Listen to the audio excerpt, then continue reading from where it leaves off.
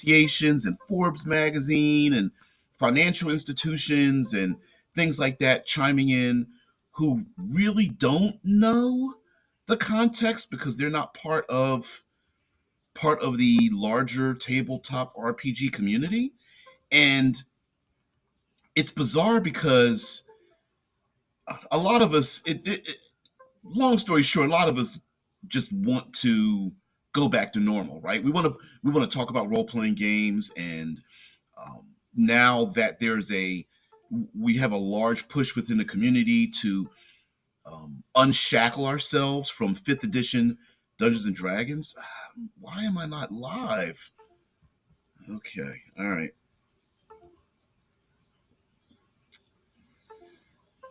Hmm. Hmm. Hmm. Hmm. What is going on? Okay, let's go to. I'm streaming somewhere. I just don't know where I'm streaming to.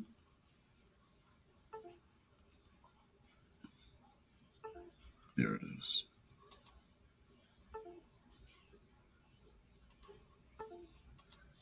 Make this private.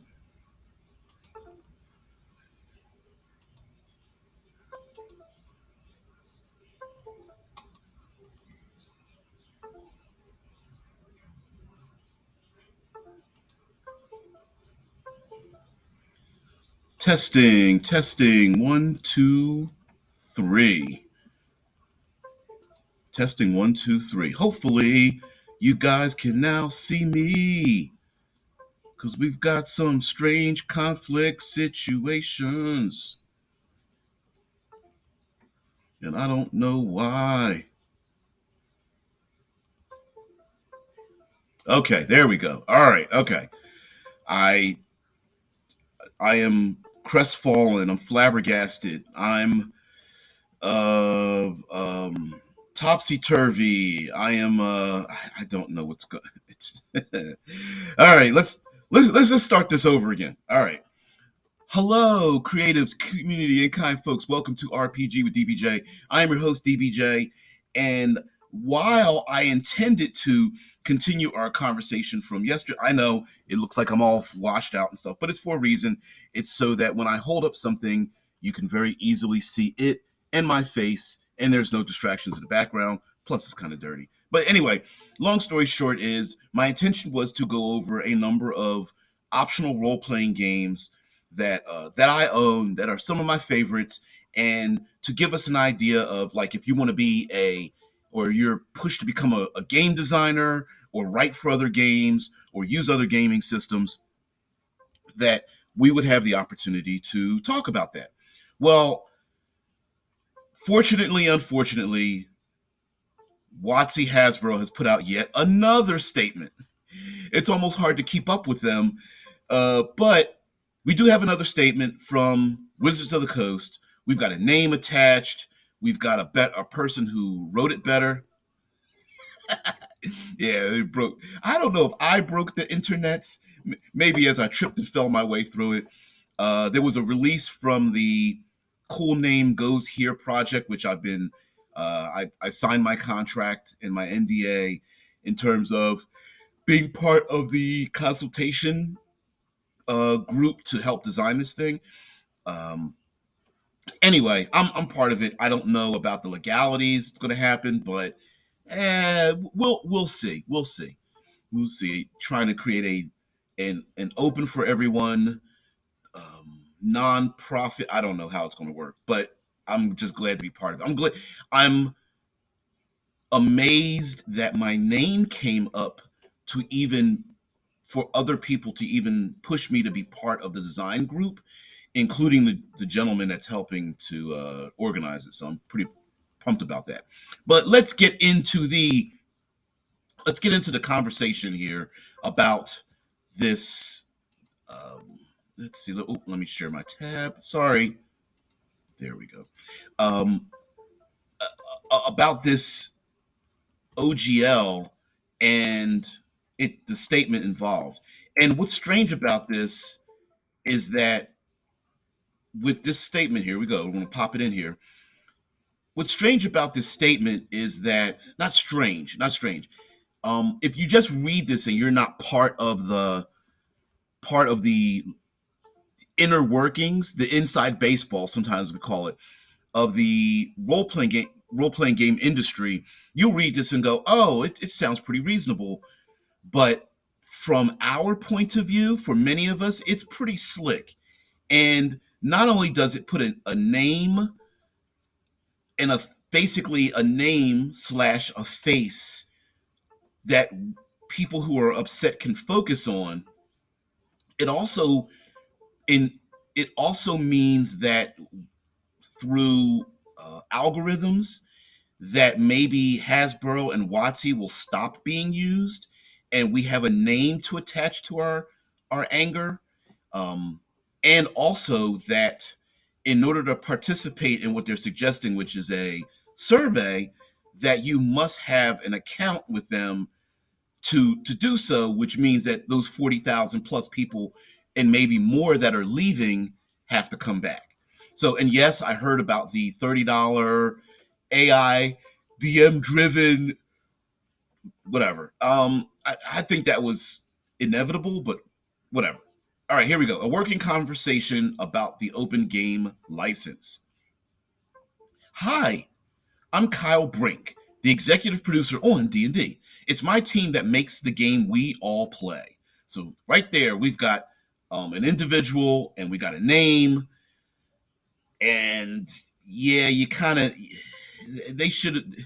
I mentioned this before that Hasbro doesn't have a personality that represents their intentions, and here it goes. And they said it was produced. This was put out 18 hours ago. So here we go. D&D has been a huge part of my life long before I worked at Wizards, and will be for a long time after I'm done. My mission, and that of the entire D&D team, is to help bring everyone the creative joy and lifelong friendships that D&D has given us. Okay. These past days and weeks have been incredibly tough for everyone. As players, fans, and stewards of the game, we can't and we won't let things continue like this. Which, unfortunately, my editorial insertion, they didn't respond. They It went too long before they responded, and when they did respond, they responded terribly. Wayne says a certain percentage of people who have quit 5e will never return. I can't agree with you more. I absolutely agree with you. Mostly because we're a short-term memory creatures, but many won't, and they don't want the large creators to go. My contention was that third-party creation is the crucible for the development of Dungeons and Dragons in the first place. The vast majority of creatives that have and hopefully will work for Dungeons and Dragons have all been third-party creators somewhere else, and many of them have left to work for third-party publishers themselves. People from Wizards of the Coast went to work for Paizo. Someone that worked for Paizo and Pathfinder went to work for Dungeons and Dragons. It's it's an it's an inevitable ladder, right? Many of us at our private games, we start playing, and then if you're a world builder, you start thinking like, man, wouldn't it be cool if I could produce my own stuff? And so then you start writing things, and you join social media groups, and then maybe you put out something that like people can get for free, and then you try to join like Drive Through RPG, or you put something out on DM's Guild, and then maybe you work with three or four other people, and you want to make your own gaming content, or you're noticed by someone else, and then maybe a third party content creator notices what an adventure you put out, or some subclasses or magic items or whatever, new monsters, and then you move up, and it was a natural progression, which is why we feel like it was a normal thing. But anyway, here we go. I am here today to talk about a path forward. First, though, let me start with an apology. We are sorry. We got it wrong. Okay. Our language and requirements in the draft OGL were disruptive to creators and not in support of our core goals of protecting and cultivating an inclusive play environment and limiting the OGL to TTRPGs. And this part here, the draft OGL portion of it, and and the cultivating inclusive play, it feels like they're still trying to hold on to the this was just a draft, and hold on to the, well, what we were trying to do is make the game inclusive for everyone, and that's why we wanted to put those provisions.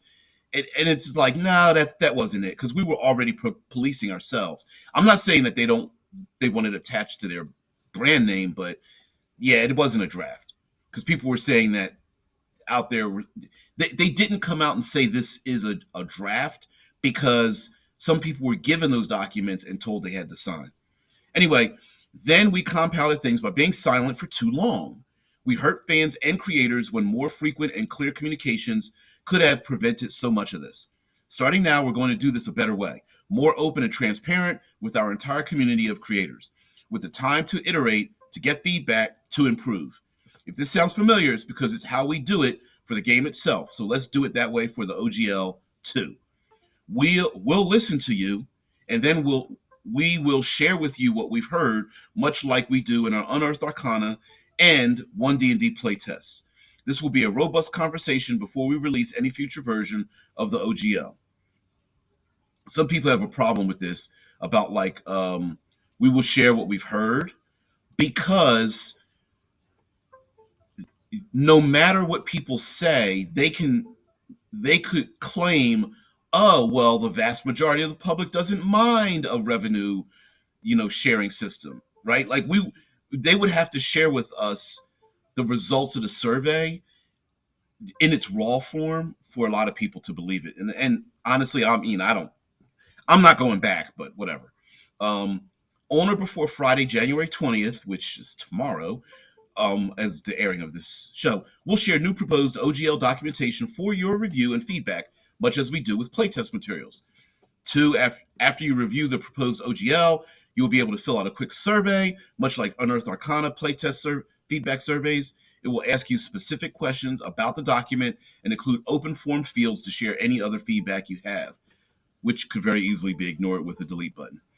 Sorry, but it's true. Anyway, and three, the survey will remain open for at least 2 weeks, and we'll give you advance notice before it closes, so that everyone who wants to participate can complete the survey. Then we will compile, analyze, react to, and present back what we heard from you. And then it goes into, finally, you deserve some stability and clarity. We are committed to giving creators both input into and room to prepare for any update to the OGL. Also, there's a ton of stuff that isn't going to be affected by an OGL update. So today, right now, we'll lay out all the areas that this conversation won't touch. Any changes to the OGL will have no impact on at least these creative efforts. So let's see what it will not affect.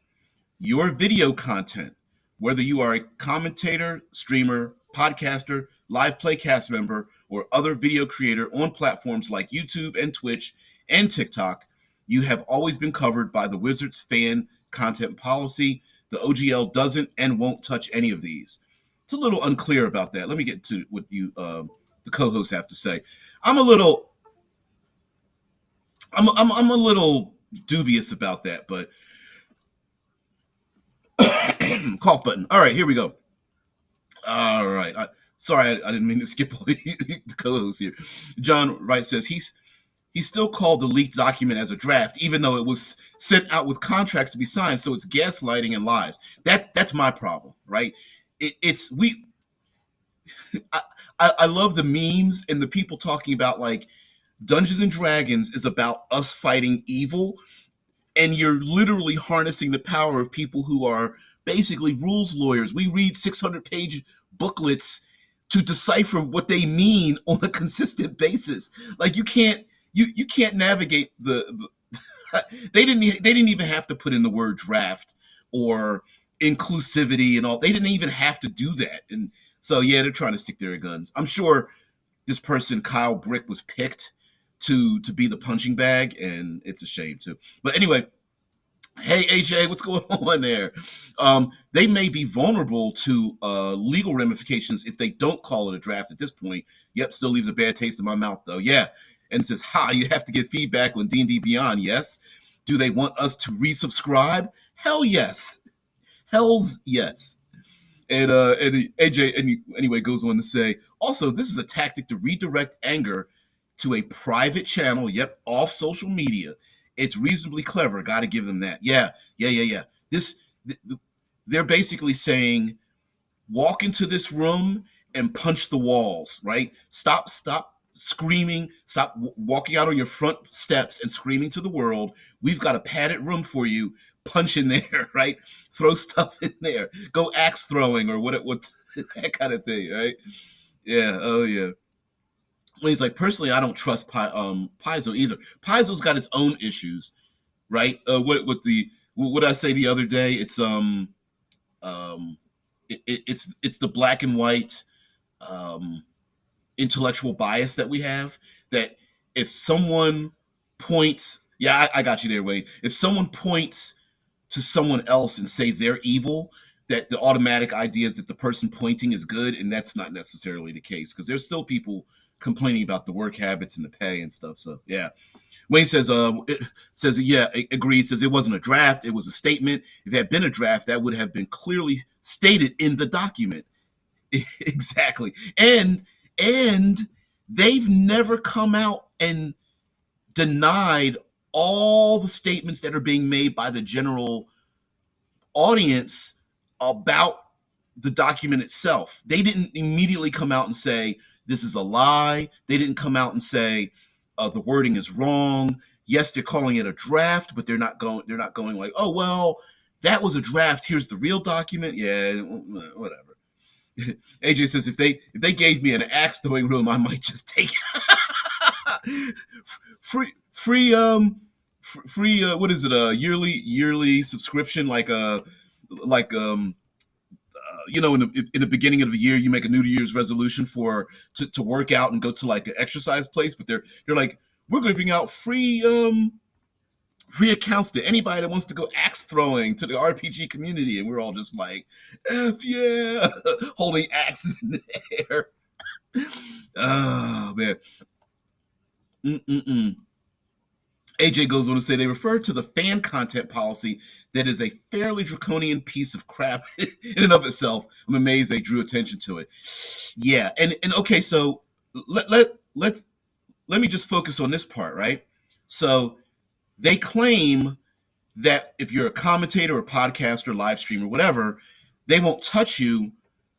But what if you're streaming one of their products, like an adventure, or you are pretending to be a character in the Forgotten Realms or something? Are like, well, does that break the OGL policy? Um, uh, there's I don't know. It just it's crazy because are they just saying that in general, as long as you're streaming, that it doesn't matter what it is? I don't know. And this is just a statement. This is not a legal. This statement is not legally binding. I mean, it could be used in court, but I mean, that doesn't mean anything. It's less than it's less than written down on a piece of paper, right? But anyway, they go on to say your accessories for your owned content. No changes to the OGL will affect your ability to sell minis, novels, apparel, dice, and other items related to your creations, characters, and worlds. And I think um, this part of here about like minis, novels, apparel, dice, and whatnot. I think they're between. First of all, there are a lot of people who sell T-shirts and merch related to their channels, as well as 3D printing of characters and things. I think they don't want you to 3D print, beholders and such, because that breaks the OGL. But for characters or monsters for your own stuff, yeah, and a lot of people who are novelists have gotten into world building as well, so they also have novels somewhat related to their gaming ability. Anyway, goes on to say non-published works, for instance, contracted services. So you use the OGL if you want to publish your works that reference 5th edition content through the SRD. That means commissioned work, paid DM services, consulting, and so on aren't affected by the OGL. So, for an example, would be if someone hired me to write for their product which uses the OGL, that means that by virtue, I am pulled into it. And so they're saying, like, if you are a third party of a third party, you're not going to be affected by it, which a lot of people were asking that issue, right? Like, some people are content creators only because they hand out their stuff to other people. Someone writes copy for them, someone does layout for their books, someone else, that kind of stuff. VTT content, any updates to the OGL will still allow any creator to publish content on VTTs, and will still allow VTT publishers to use OGL content on their platform. This is an important one here because of Foundry, Roll20, Fantasy Grounds, and a lot of other VTTs. But I think what Hasbro's probably going to do is, instead of going after us for using the VTTs, what they'll do is they'll go after the virtual tabletops to remove their product from those services, if that makes sense, right? Because if, say, Roll20 is open, and then what I do is I steal Forgotten Realms material and use it on their platform, Hasbro could say, you got to take it down, right? Because it belongs to them. So I think that's what's going to happen. DM's Guild content. The content you release with DM's Guild is published under a community content agreement with Dungeon Masters Guild. This is not changing. Well, no, they don't want to change it because they get 50% of the profits and they already own it. But in their defense, DM's Guild was, the contract to sign a DM's Guild and use their services was open and honest. That's what all we were asking. Your OGL 1.0A content, nothing will impact any content you have published under OGL 1.0A. That will always be licensed under 1.0A. But the important part under this says any content you have published. So they're not going to retroactive it, but it also implies that in the future you won't be able to use it. Your revenue, there will be no royalty or financial reporting requirements, which was going to be a pain in the ass. Most of us are artists. We're not accountants and lawyers. And lastly, your ownership of your content. You will continue to own your content with no license back requirements. That's all from me. That's all from me for now. You will hear from us on or before Friday, as described above. We look forward to the conversation. Ha! Yeah, right. Kyle Brink, executive producer, Dungeons and Dragons. All right. So let me stop sharing this. Boom, boom, boom, boom, boom, boom, boom, boom. There we go. Sorry about that. Sorry about that, guys. All right. So what do the co-hosts have to say about all this? Oh, man. AJ, oh, by the side note, guys, do me a favor. If you already don't, go over to AJ Pickett's channel and subscribe. It's going to be putting out excellent material from now on, minus Forgotten Realms lore and going on. So do me a favor. If you've stuck with me for this long, then you'll absolutely get some quality content material from AJ Pickett. So please go over there and do that. All right. So AJ says, putting an official D&D logo on your video content is a breach of the fan content policy. And listen, if I can talk to you personally here, AJ, a number of my thumbnails have the official D&D logo on it. I did not steal the official D&D logo. I got two versions of the Dungeons and Dragons logo where it says Dungeons with the ampersand and then Dragons from their website for use with content produced. So I didn't steal it. I got it from their own website. It frustrates me. There's a possibility they could tag me for all my old videos that have the logo in the corner, but that's going to be a pain in the ass scrubbing that out of there.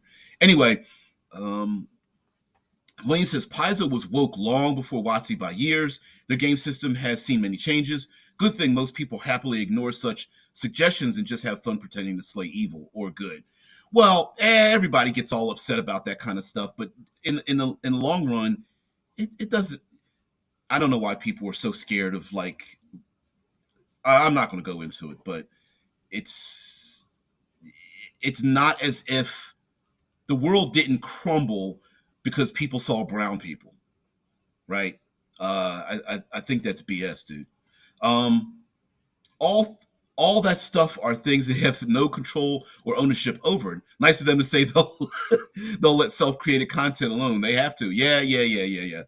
It's crazy. It's more like it's almost like a bully going, "Yeah, I'll let you walk down the hall." You're going, I got the right to walk down the hall anyway. Because it's produced. It's open content, and we are being transformative of the material, even if it was Forgotten Realms. If we are commenting on something, we are transforming it, much like a movie critic would for a movie. You know, Zamara says, I would more so say that they would probably make it more expensive to use other VTTs to play their game rather than their own, pricing others out the market. They can do that too. They could change they could change the licensing agreement for, say, Foundry or Fantasy Grounds, and that, like, it would price them out, where they could price us out by pricing them out, because then they have to keep up with. Yeah, there's a whole thing. Yeah. AJ says Kyle has been the executive producer for 3 months. Well, before then, Kyle might have been, like, I don't know, sweeping the floors or something, or changing the fluorescent tube. So give him credit. Could have been there for 8 months. No, I joke because, yes, everyone's just like, wait, who's this Kyle Brink person, right? Yeah, I know. Well, and in their defense, that position probably didn't have anything to do with the public, right? It's they had to find a high enough level individual who could take enough shots to make it worth their while, and getting the janitor who's just like, I don't know what I'm supposed to do. You know what I mean? Like, yeah. John Rice says they can keep their overpriced VTTs. Since I started with Holmes Basic and AD&D in the '80s, I've always preferred the Theater of the Mind. Yeah, not a lot of support for Theater of the Mind, which is strange. But yeah. The VTT thing is basically, everyone knows that MMOs and subscription services make hundreds of millions to billions of dollars a year. And with AI being able to possibly dungeon master for people, and then we have, basically the technology is meeting together. The problem is they could have already done this without affecting the 1.0A. They could just make a really great product that other people. Here's what they could have and should have done. They should have not talked about the OGL at all, made a new, very restrictive OGL for this next edition, 5.5 or 6, sixth edition, for one D&D, which would have been fine. We would have been upset, but it would have been fine. Make their own virtual tabletop, and then the community, if it was that good, the community ourselves would promote their product.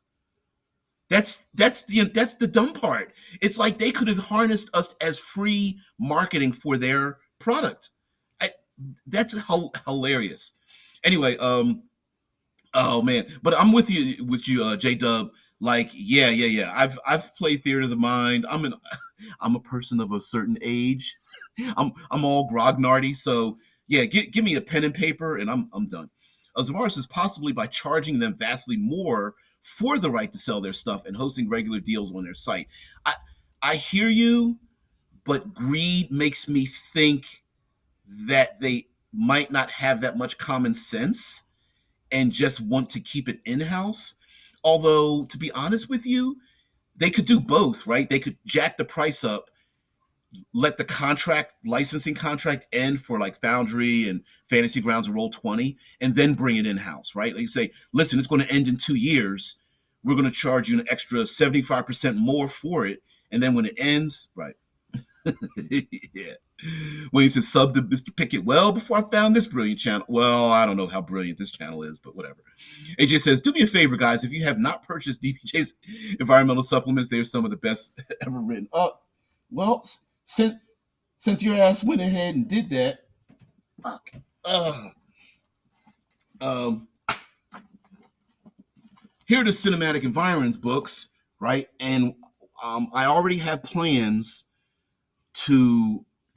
I'm probably going to scrub them down and then put out new material on them. So anybody who got the digital version is going to get an updated version. I don't know any way to protect myself, and I don't have lawyer money. But yeah. I have a feeling I'm gonna make them system agnostic, and then add just a shit ton of more stuff to them. So, which I've already written because we were going to put them in a big book. But anyway, that's a whole nother thing. Oh man, yeah. AJ says, yeah, it's absolutely fair use. Yep, yeah. Yeah, I just don't. My fear about Hasbro is we don't know how litit. I'm going to mispronounce this word. Litigious. We don't know how far they're willing to go with legal ramifications, because a lawsuit, they don't need to win a lawsuit. All they need to do is jam you up and not have you earn any money, right? They can lose. Lots of companies, listen, I said before, law firms have let children die from cancers because of chemicals dumped into the water, knowing they'll lose, hoping that people basically will die off before the lawsuit ends, and then they wouldn't win. So they don't need to be right. They just need to outspend and outtime us. And that's what I fear. That's what I fear. Named by the namer. Hey, what's up? I hear that Kyle Brink has only been working at WoTC for only a few months. He is getting thrown right under the bus so that the higher ups won't get flat. I don't know how long he's lived there, named by the namer, but I wouldn't doubt it. I would not, especially if he doesn't really know what's going on. He's like, oh, well, I read something about what's going on. And they're like, yeah. You're volunteered, right? I don't know whether, maybe this person has worked there a long time. They just didn't have an account, so I can't speak on that. But Chthonic musings. Okay, DBJ cinematic environment products are excellent regardless of the system you use. I try to, right? By the way, sorry. By the way, if you guys have checked out The Last of Us is on HBO Max. It just released. The first episode came out. It's excellent. You got to watch it if you haven't seen it and you aren't subscribed to HBO Max streaming service. But anyway, The Last of Us is based on a fungus, zombie fungus that goes into ants that takes them over and whatnot. It's a real fungus, and it's in this book. And I RPG'd it to be in the what's this called, the wetlands book. It's pretty nasty. I sickened myself looking up fungi and diseases and things because of that book, and then giving it a little twist on it. But yeah, that's just a little promo for Buzz. Oh man, Wayne says, you're making me feel like I should go spend more monies. Don't do that. Don't don't take other people's words for it and then look up other people's reviews. Don't take my word for it. Hey, JP, good day, DBJ. Terrible. Sorry about that. Looks like you're sitting in the dark this morning, perhaps an allegory to the state of the TTRPG community. Dark times, ominous futures. Yeah, I kind of feel that way too. And this was a little vest that my mother-in-law made for me. She stitches and stuff with everything that I had to wear it, and I was like, oh shit, I'm in black, and it's dark here because it's 6:40 a.m. in the morning. So yeah, sun hasn't come up yet. So, and I haven't turned the lights on. So yeah, I have a gray halo because I'm a person of a certain age.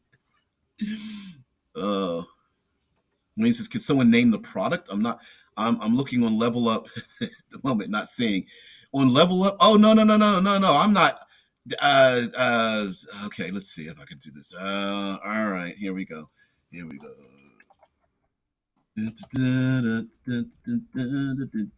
I will put this in the chat. There we go. Let me go ahead and snatch this, and then copy this there, and then paste it up in here. And this is us. By the way, guys, I'll paste this in the comment section. If you I guess I could. Fucking, I don't have to promote this. Whatever. You guys know that. Where's the other one at? Oh, here it is. So you guys know I made a point about mentioning that I don't think WoTC and Hasbro are correct. Okay, so don't worry about that. I don't think they're correct. But I made a point about us unattaching ourselves to a single point of failure, which is Dungeons and Dragons 5th edition, right? It's a if I based my content around that and it fails, then I'm in trouble, which is why a lot of content creators that do like builds and character creations and all that kind of stuff, specifically with 5th edition, that there's that point of failure which hurts. But the cinematic, if you're someone who's into Call of Cthulhu, we write for Call of Cthulhu. We're actually part of and have a number of products on the Miskatonic repository, which is Call of Cthulhu's version channel on Drive-Thru RPG. So if you're a Call of Cthulhu fan, then yes, you could. Those have been rewritten from the ground up. The same thing. So and plus a bunch of adventures. So yesterday I showed off Highway of Blood. This is Carnival of Madness. This is I'm trying to get. So there we go. So this is a hardback adventure book. Drive-Thru RPG. This is for Call of Cthulhu. Written by Critical Hit Publishing, which I'm part of. This is a Grindhouse. This is like one of those small pocket books. There's 2 adventures in here. The man, I'm starting to lose my brain. The idea of using Call of Cthulhu to do decade-styled gaming, 1970s, 1960s, 1980s style of movies, and this is basically like a 1970s horror, less investigative and more random folks running into horror things and getting their asses kicked. It's more like that. All right, let's get back into our co-host here. AJ says, let's see if I can pronounce the word. Cordyceps fungus is truly horrific, and they use it in Chinese medicine. That gives me the heebie-jeebies.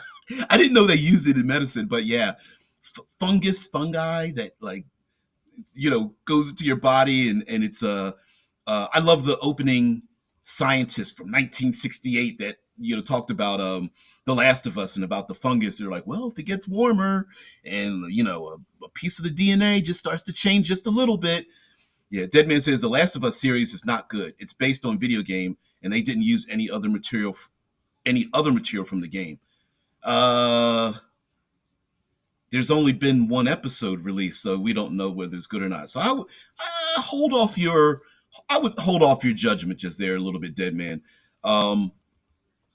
It's based on a video game. Yeah, I like a lot of things based on books and stuff like that. I'm holding off my judgment. I think this first episode, it's like 2 hours long. It's pretty good. So I like it. AJ says, I've never played the game, but I enjoyed the show. Yeah. Jared says, everyone buy DBJ's material before WoTC snatches right out of his chest like a still beating heart. Yeah, right up in here like, no. I'm going to have to chest bursting. Yeah, we're going to have to hear that. Blood, like the evil Asmodeus blood, or Asmodeus, whatever how you want to pronounce it. Still beating heart, blood dripping down the hand. Hasbro laughing maniacally.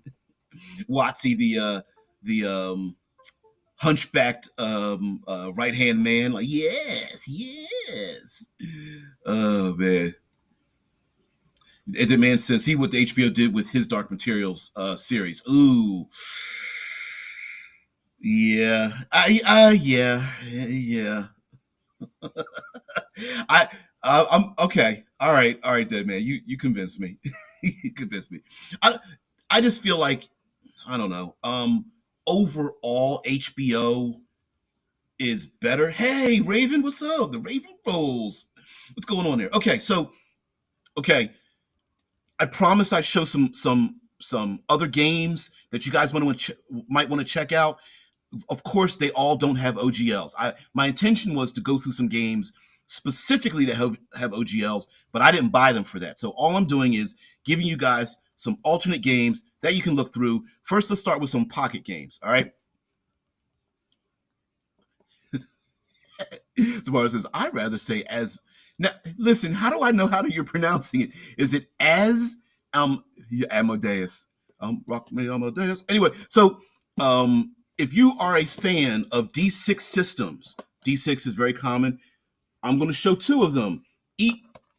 Before my finger blocks it. Easy D6 from a content creator in our own community. You got to get Easy D6. Hardback, print it out, very easy. But then we have on the other side, Tiny Dungeon. And of course, there's Tiny Frontiers and Mecha and Monsters, which uses the same system. Tiny Dungeon is great. I like to get my hardbacks, and I like the way they look on the shelf. But also, while these books may look a little thick, the rules only take up maybe, I don't know, 20 pages at the most. And then the rest of this book, Tiny Dungeon from Gallant Knight Games, it just uses D6. I think it's a 2D6 system, 1D6 disadvantage, 3D6 with advantage, plus a lot of modifications with that. And oh hi, there we go. And where's my brain going? There are micro settings that are in the book, about 20 plus micro settings in the book. So if you want to play various types of fantasy gaming with this, you could basically, this is fantasy gaming, your common Dungeons and Dragons style, using a very simple D6 system. It's not D6 dice pool. It's basically 1, 2, or 3 D6 plus a bunch of modifications and a bunch of die rolls, and it's great. This one, similar but not quite. It's actually even simpler than Tiny Dungeon, but these are great little pocket style books. They do have a growth system in here. A lot of times rules light systems are criticized for not being used for campaigns, but I doubt. You have to see how the growth system works. Pretty reasonable. So I would, if you are someone who wants something really quick, Easy D6 by Scotty, and then Tiny Dungeon by Gallant Knight Games. Really check these out. These are pretty cool. And like I said, these are tiny books compared to full size books. So it looks like the page count is larger, but that's because high font high font style and the fact that these are smaller books. But we know there's one that's got to be shouted out, and this is IC Index Card RPG, thick, same, and this has the same issue, not terrible issue. This has the same issue of it looks like a lot of pages, but the rules are real simple. There's a number of settings in here: sci-fi setting, horror, Wild West setting, a fantasy setting, Mad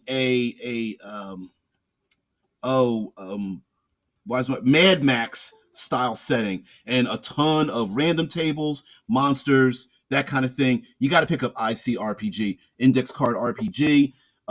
It has kind of an unfortunate name with the ICRPG or Index Card because it started out as literally he just used artwork and a deck of cards so that you could world build. But yeah, great stuff here. Our co-host says that AJ says there is one Cthulhu style episode from Cabinet of Curiosities reminded me of Grindhouse style. Yeah, we wanted to. Alex, who does the layout, he's a writer too that I work with. He's into the horror grindhouse kind of low budget splatter type of horror rather than the more moody, slow, investigative Cthulhu style horror. And so we were like, well, we just use it for Call of Cthulhu and just make it kind of fun and stuff. So yeah, Miskatonic Repository is theirs. Hey Vince, what's going on there? Oh man. 90 Life says so it is not the West End Games D6 system then? No. Neither of these systems use the open D6 West End Games D6 system. Not at all. They use a trait system, an open-ended trait system, and with the trait system, you build your character with a number of traits that affect the d6s that you roll, rather than having attributes like strength and dex and whatnot. Basically, every character has the same stats, and your traits make you unique in the game. And then they give you some like non-rollable things, like, oh, my character has, if my character has flight, it's not a die system, it's just you have something that's different than other people. My character can shapeshift, my character can read minds, that kind of thing. Zamar says, I heard the system I am making reminds a lot of people of Easy D6, which has inspired me to name my system Roll D6, bare bones. Get it? The pun is there. I will go home now. Yeah. Yeah. The Easy D, there's something, there, first of all, we all know where to find a D6. You go into any board game, you grab a bunch of them. You can find D6s everywhere. And there's something about rolling like a bucket of dice. And it's really incredible where D6s aren't very, they don't look good as dice that are like designable. I think the other polyhedrals look better when you start having them, but it's just a plain black and white or white and black D6s and tumbling on a table. There's something classic about that, um and there's something about the D6 math that really works very well. You have it is a combination of very short math and very easy sine wave math with D6s as well. So you only have 6 options. You start combining those 6 options, and you start getting a larger field. But that field still does a rare on the tail ends and then common in the middle. Um, AJ says, I'm gonna have to check it out. I have so much room on my bookshelf now after the purge. Ooh, filling with indie games is a joy. Since you tested me, I'm going to go with the game system here that from Jonathan Tweet. Jonathan Tweet. And this game, this is player's game, game master's game, thick ass books, but guess what? This is a diceless role playing game. This game is Everway. Let's see if the title, let's get the game master's book up here. This is Everway. And Everway was a boxed set back in the 90s. There was a Kickstarter to re-release this book. I'm just showing you the back of it. This game system uses a diceless system. It basically uses a tarot card deck. It's diceless and it is sweet. And strangely enough, guess what else this Everway was based off of? It is based off of the Magic the Gathering when it was first released. Yes, I still have cards based when Magic the Gathering was first released. I'm talking before Arabian Nights, before Antiquities, and this was based on it. So you play a character, yeah, you travel between worlds. Now, despite the fact that it's diceless, it has a lot of randomization. So it is a card-based system. Yep, you can use a tarot deck. They have a tarot deck that comes with this game, but you could also use a standard tarot deck. Well, not when I say standard, you could get your own tarot deck and use it for this game, as well as the fact that included in this book. Now, let me see if I can show you here for those, because it sounds like you guys know this. A new, improved, detailed map of the world has been created for this setting. So it gives you a lot more. The city has a lot more detail in it, and if I could show you, let's see if is it in. Oh, that's the player's book. Oh, the game master's book here. All right. Okay, so while it is diceless, and let me see if I can zoom in a little bit here. While it is diceless, this shows you how to use dice to get the cards that you want. So next to each of these is a blue die and a red die, 2d6 system, and you can roll the dice and you'll get a card. So you do not need to use dice at all, as well as it tells you how the fortune deck works. And if I can open up the book, you can, let's see if I can show you something in the book. The book itself is a randomizer. So at the bottom of the page, let's see if I you'll see that yellow. It's like a golden. Yeah, the words can't you can't see it. At the bottom of each page, there's a golden part. That is a randomizer to figure out what card is being drawn. So, for example, I opened up to Winter reversed and the Griffin reversed. If I turn another page, I'll get. I literally turned to the Griffin. So the book itself is a randomizer, as well as the fact that it's not only a randomizer on the bottom, right here on the side of the page is also another randomizer. So this game Everway is great, and it was well ahead of its time, and is written by Jonathan Tweet, a person who is in the RPG community. So I would definitely recommend this. It has a very simple uh, character creation system. They have a number of artistic cards that come with the game, and you pick a bunch of them, and that becomes your character. Whether those cards represent what you look like, some of your memories, people you know. It's pretty cool.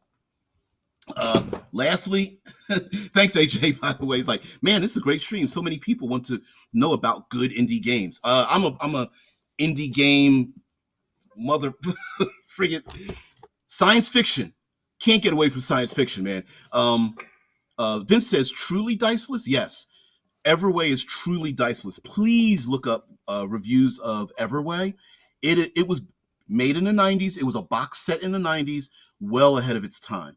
And it is based on um, the randomization in the game is based on character stats that you have for it. It's based on um, the situation that you're in. So you'll have traits listed on your character sheet that give you a benefit for, let's say you have mountain climbing or survival in a swamp, or you are excellent with in the courts of politics. You'll get a benefit for that. And then there's a fated drama system where you draw a tarot card, and the tarot card is layered on top of what you're trying to do.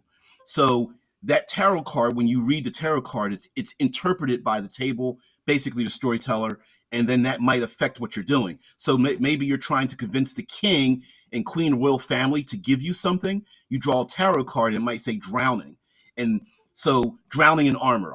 As an example, because that is a card called drowning in armor.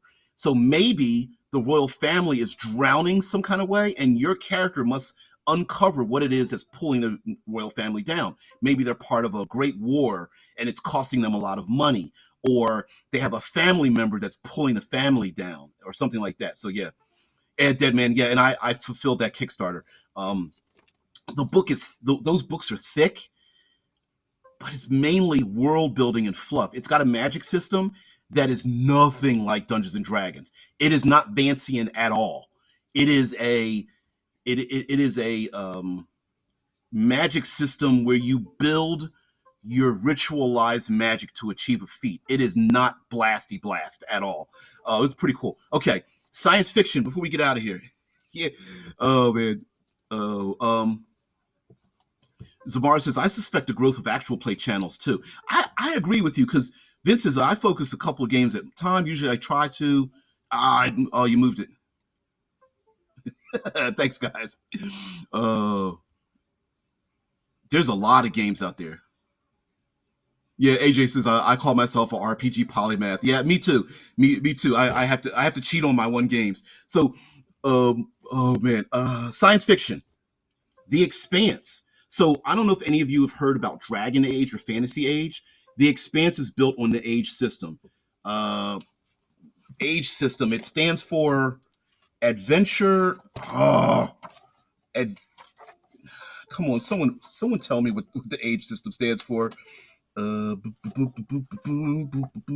There it is. Adventure Game Engine. You would think I would know that. The Expanse is based on the adventure game system. And yes, this book is written with the blessings of the people who created the Expanse television show. So, Fantasy Age is another D6 system. The Age system uses 3d6, 2d6 plus an additional d6 that's a different color. And that different color, yes, AJ says the stunt system is excellent. And that's exactly what this uses. So the stunt system, long story short, is you roll 3d6, 2 plus 1. The one die is called a drama die. And based on if that drama die, you get basically doubles, or you roll a certain die, you get stunt points, and then those stunt points allow you to achieve different things in the game. And so you pick different stunts that have your character do certain things. Hey, and if I'm going to pronounce it correctly, Ayan Voom. Hey, by the way, thanks for being here. It says, I still have random indie systems from the 80s that were photocopies and binders. I still got my binders too. We've come a long way. I don't know. We're kind of going back there too. So the Expanse, it gives another one, relatively thick. It gives you the politics of the system. It does give you information about some parts of the inner system that weren't on the television show. But for the most part, it actually gives you the stats for a bunch of the main characters, like Avasarala and a bunch of them. And yeah, it's pretty cool. It's if you like hard sci-fi, but you still want a little cinematic touch to it, the Age system is excellent for that. It tells you how to go around the system. It talks about the starships and the Epstein drive and all that kind of stuff. So really good. Stars Without Number by Kevin Crawford. Stars Without Number is the science fiction version. There's also Worlds Without Number, which is their fantasy version. You got to check this out. Another thick ass book. Most of it's not fluff, but this book allows you to create nearly any type of Swoon is awesome. I never called Swoon. What? Okay. Yeah, Stars Without Number. This allows you to create nearly any kind of science fiction theme, setting, genre, and star system you could ever make. Oh yeah, Vince literally said the same thing. It was ahead of me basically because I just saw your comment. Did make a whole sector for it. Yeah, you can just open this book up. If the players, you start playing this game, players use a hyperdrive. We're going to go off someplace random. You literally just boom, turn it to. It's great. Yeah, and there's a thing called a faction turn. So much like icons for 13th Age and fronts for Dungeon World, the faction turn, the players could be involved in a faction, but you could also have factions in the world that are doing things. So as the players, basically throw hand grenades into your game system and run away as they leave behind damaged worlds. When they come back, those factions might have different things going on. So yeah, Vince says there's no better sandbox RPG. I got to agree with you. Considering the universe is endless in a gaming sense, that you could create so many different things. And like a Vince, just like your game system that I think would work extremely well for Cypher system works very well for that as well. This is Altered Carbon. Try not to get it's not as shiny because it's got a matte finish except for the actual logo, the Altered Carbon logo. I like the setting material for Altered Carbon more than I like the system. I think this is just me because I'm old. I think it's overly complicated, but I do like the direction it goes. So this system uses decreasing step dice for its mechanic. So Zamar says, Matt is the best finish. I say that as a photographer. Yeah, as you notice, as you can see me moving this around, I do have one of those little ring cameras and whatnot. You're not getting a huge reflection. Here's another one that's got a huge reflection on an area. You're just getting it. Just, my glasses pick up my light and all that kind of stuff. But this one, there's nothing. It's a matte finish. So step dice, decreasing step dice. So D20 is the worst you have in a stat and skill. D4 is your best. You're trying to get a 1. A 1 is a crit. So if you're rolling a D4, you have a 25% chance to crit. Whereas in a D20, you only have 5% chance to crit. Basically, you're trying to roll a 1. I call it the singularity system. They don't call it that. They need to pay me. But essentially, it uses a singularity system, and that's kind of cool. We have some other things, but we're about to get out of here. Ian Wright says, this is a great source of inspiration for any sci-fi game. Yeah. You, if you are someone who wants a mind fuel, buy Stars Without Number and just don't use the mechanics in it. If you want something, if you're like, man, I really love science fiction and I need something to spark my mind or create random star systems or factions or rules or whatever, I would literally buy this book system agnostic. It's that good. I feel like it's that good. So yeah, and Kevin Crawford basically said that, like, if get online, find any podcast or something Kevin Crawford is on, and if you see his discussions about it, he literally is just like, no, I put everything in it. Dead Man says original Everway was published by WoTC back in '95. Yeah, okay, stop. Dead Man. Des- Despite every word you said is true, I know it might hurt some people. They're like, it's from WoTC. Ah. By the way, it's not owned by WoTC any longer. Um, Everway is owned by Jonathan Tweet when WoTC dropped it, and it sat lingering, and then they did a Kickstarter, brought it back. Um, Zamar says, my group has recently picked up Stars Without Number for one of our custom settings based off of Castle, a gritty Stargate-like setting. Yeah, it's a great source of inspiration. Ann Voom says, hard sci-fi. I'm still partial to Traveler and Mongoose. Still partial to Traveler, and Mongoose did a great job on their edition. I don't have Traveler, and I remember playing that game so much. Oh, man. I have my problems with Stars Without Number mechanically, but the world creation and faction rules are so good. I can't agree with you more. It allows you to create a whole sector and create a living, breathing world from scratch. Yeah, yeah. Jared says, no way. Matt Finish on an RPG book is going to tarnish the frig off the book. Gloss will survive Doritos fingers and the the Coca-Cola splashes. Yeah, there's a little bit of that. That's funny. Oh man, yeah. Keep your sticky fingers off my books. I know. He's trying to get a table flipped, isn't he? Oh man, Red Dice Diary says, yeah, Kevin Crawford's games are great for their GM tools. I'm starting a Worlds Without Number fantasy version tomorrow. Seriously? There you go. There you go. Now I apologize for not putting a lot of links into the information below. I'll get around to doing that. But my point about this is that um we're about to start a flame war about Doritos and books, man. Players getting their Dorito fingers on my books, and minis will soon lose those fingers. Yeah. Oh my god. Yeah. I definitely agree. Yeah. Zamar says, "Nice to see you here, AJ. Just to be a fanboy shortly. I view you in the same light as Koval, DBJ, and God. Okay. Let's not do that. I don't even view myself in those kind of things. Oh shit. Anyway, guys, thank you so much for being here. This is stripped down. I just thought we would.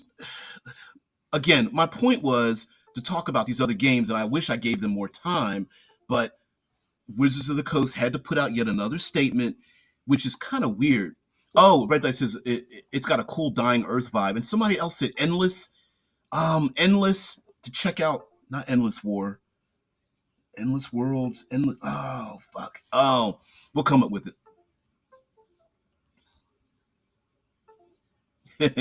Tomorrow says that, as I always say, if you do your job right, you will never have to sing your own praises. If only mega corporations did the same thing. Oh man, thanks guys. uh, Seriously, Vince. Oh, by the way, Vince, Cipher System has an OGL. I think you need to take a look at that. I know you already have, but I'm saying this out loud to everybody else because you have a great concept, and I think it deserves to be seen. With as I'm going to miss fuck up the name of the Astrostatus. Fuck. I got a lazy tongue. I got a U.S. tongue, and it's terrible in pronouncing things. So, oh man, see there it is. I could still publish it. Yes, you know. Yeah. Oh yeah. Oh man. Thank you very much, February for Love, your indie RPG. So okay, um, I will put out a schedule, but for here in the States, February is Black History Month. And what I thought I would do is, and please stick around for what I'm saying, because you're here at the end of the thing, end of the show. I'm gonna pull out because I have a collection of what I feel are excellent game and gaming materials that are very inclusive, that are non-Eurocentricized, if that makes sense. Even though I do have some that are, so you're going to see. What I'm trying to say is, I love games that really embrace the culture of the environment in which it is designed around, right? And it doesn't necessarily not have to be Eurocentric, but we don't often see that. And for me personally, I would love to see more people produce games from their own countries and to expand to the world instead of those countries pulling those games from, you know, other countries. You know what I mean? I want to see a game written by people in India from an Indian perspective. I want to see people that live in Burma and Chile and, you know, Norway and Japan and Indonesia, like that kind of, like that twist on their personal culture and point of view in life. And so I have a number of games, and I want to collect more. So I'm going to do that for February and see if, and I want you guys to participate. Now I get it, relax.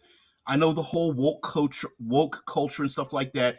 This, it won't necessarily be only dedicated to that, because you'll see from some role playing games that I have how much like spotlighting, say, Viking culture is, because I have a couple of those games.